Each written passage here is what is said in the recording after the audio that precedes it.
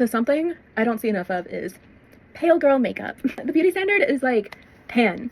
And it was only this past year where I really started embracing my fair skin and actually learned how to do pale girl makeup, and it still look really glam and pretty and like just very pretty. I don't know. Okay, so I already did my skincare. Put my serums on, moisturizer and stuff.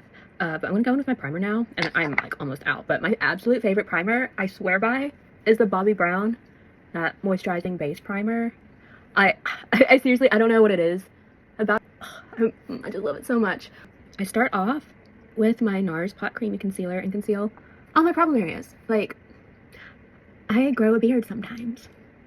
And so I have this shadow right here on my chin. I've had this for literally years, and I think it's just from like shaving and plucking and it irritating the skin. But I do wax most of the time, and then between waxing I like do my plucking and stuff. But like, pale girl problems, PCOS problems.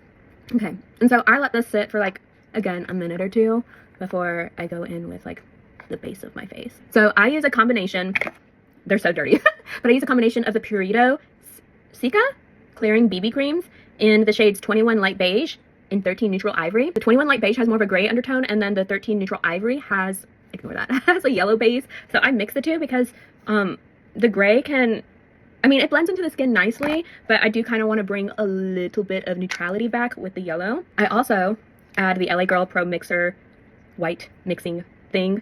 What's it called? Foundation mixing pigment, because it's still not light enough for me. Okay, and so one of the main things that I like to do is I use my fingers to blend it out. I started doing this like a year ago or so, and it just looks more skin-like and like goes into the skin instead of setting on top of it. Excuse me? Do you see that? And it looks like my skin. It looks like my skin, and I like this over foundations because it doesn't sit on my skin. It becomes one with my skin, if that makes sense. And it's so affordable. It's a Korean BB cream. It's vegan, and it's on Amazon for like $9. Okay? $9. Now I do like to take my beauty blender and just kind of press it in even more and maybe just absorb the excess product that I do not need. I almost forgot to bring it down my neck. And with the Natasha Denona concealer, like by itself on top of the color corrector.